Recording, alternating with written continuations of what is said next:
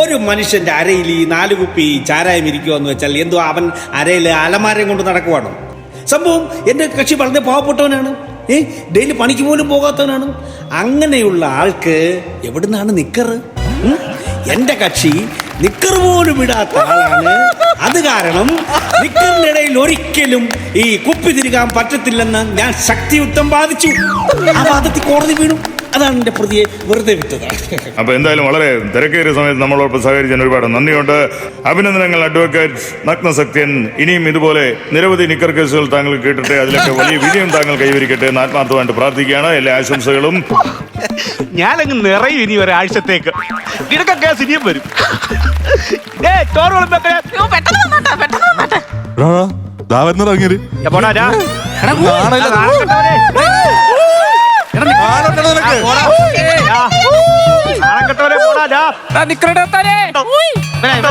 ആൾക്കാർ കൂടുന്നുണ്ടോ?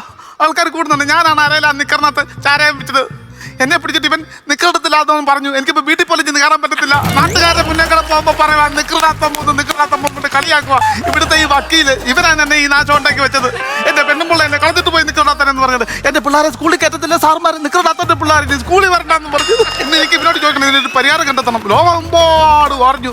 ദൈവമേ, ഇവൻ ഗുണം പിടിക്കരുത്. ഇവനെ ഞാൻ പ്രാഗുവാണ്. ഇവൻ കിടന്ന് ഉറക്കമില്ല. 4-5 ദിവസം ഇരിക്കുമ്പോൾ ഇവന്റെ കണ്ണിൽ സൂര്യപ്രകാശം അടിച്ചിട്ട് ഇവൻ ചൂട് വെയിലത്ത് റോഡൊക്കെ നടക്കുമ്പോൾ അണിവെള്ളം തട്ടി ചോര പോയി കഴിയുമ്പോൾ ഇവനെ LIC പോലീസുകാർ പോലീസ് ഏൽപ്പിക്കാൻ വരണേ. ദൈവമേ, എങ്ങനെയാ പ്രാഗ് മുടിക്കും ഇവന്?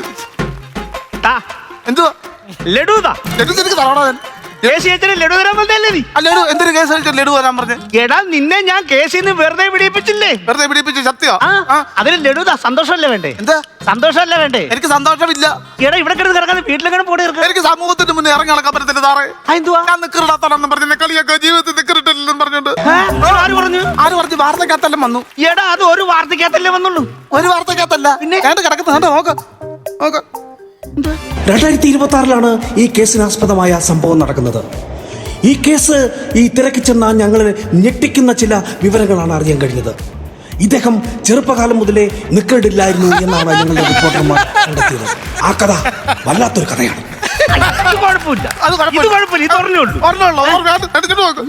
ഹായ് കൂട്ടുകാരെ, സാധാരണ ഞാൻ നിങ്ങൾക്കായിട്ട് തയ്ക്കുന്ന വീഡിയോ, എൻ്റെ പല വെറൈറ്റി ആയിട്ടുള്ള കുക്കിങ്ങിന്റെ വീഡിയോ ഒക്കെയാണ് അപ്ലോഡ് ചെയ്യാറുള്ളത്. ഇന്ന് അതിൽ നിന്നെല്ലാം വളരെ വ്യത്യസ്തമായ ഒരു വീഡിയോ ആണ് ഞാൻ അപ്ലോഡ് ചെയ്തിരിക്കുന്നത്. ഒരു നിക്കർ ഉണ്ടാക്കിയ പൊല്ലാപ്പിന്റെ കഥ. നല്ല വീഡിയോ, നല്ല സുന്ദരി കൊച്ച, നല്ല വീഡിയോ.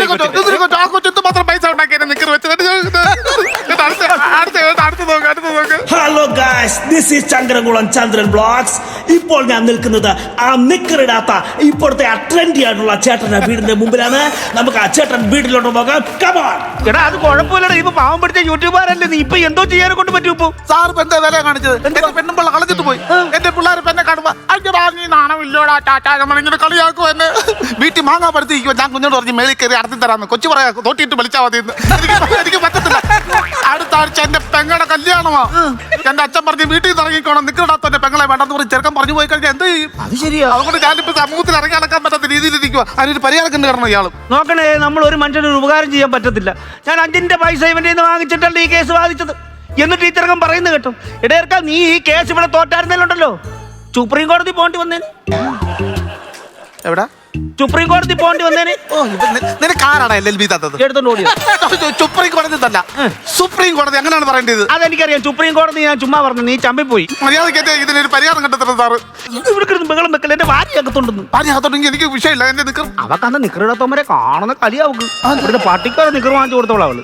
അവിടെ അപ്പന്റെ 90ാം പിറന്നാൾ അത് കഴിഞ്ഞ ആഴ്ച ഞങ്ങൾ പോയപ്പോ അവിടെ അപ്പന് വാങ്ങിച്ചോണ്ട് കൊടുത്ത ഒരു പട്ട് നിക്കർ. അതാ ഞാൻ പറഞ്ഞു, ഇത് ഇട്ടാൽ ആര് കാണാൻ ആരും അറിയത്തില്ല. എനിക്കത് വേണം. എന്റെ ആ നിക്കർ വേണം.